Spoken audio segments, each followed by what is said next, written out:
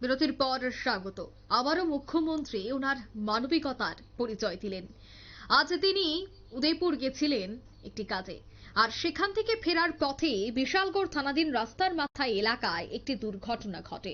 জানা যায় একটি বাইক এবং একটি গাড়ির সংঘর্ষ হয়, আর তাতেই সেই স্কুটিতে থাকা ব্যক্তি গুরুতর আহত হয়, সঙ্গে সঙ্গে সে মাটিতে লুটিয়ে পড়ে।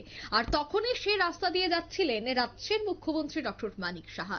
সঙ্গে সঙ্গে তিনি গাড়ি থেকে নেমে সে আহত ব্যক্তিকে দেখে তার নিজ কনভয়ে করে হাসপাতালে পাঠায়। পরে হাসপাতালে চিকিৎসকদের সাথে মুখ্যমন্ত্রী ফোনে কথা বলেন এবং তাকে যেন উন্নত চিকিৎসা প্রদান করা হয় সেই কথাও কিন্তু বলেছেন। সে আহত ব্যক্তির নাম গণেশ দেবনাথ।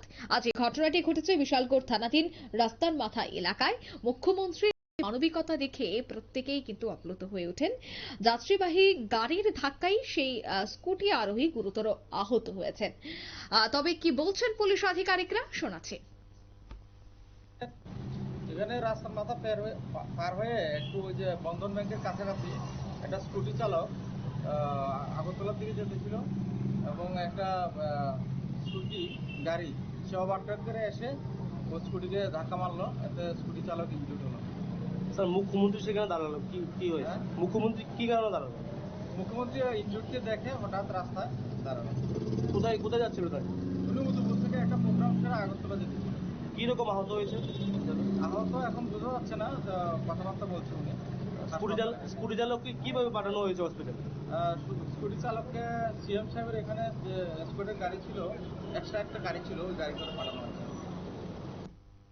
আপনারা শুনলেন পুলিশ আধিকারিকের বক্তব্য। মুখ্যমন্ত্রী আহত ব্যক্তিকে হাসপাতালে পাঠানোর উদ্যোগ গ্রহণ করেন।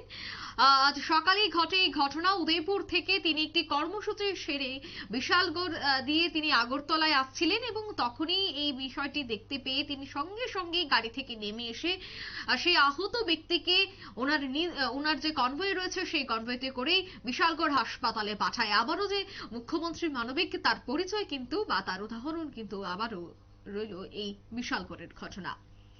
নিয়ে নিচ্ছি ছোট্ট একটি বিজ্ঞাপন বিরতি, সঙ্গে থাকুন।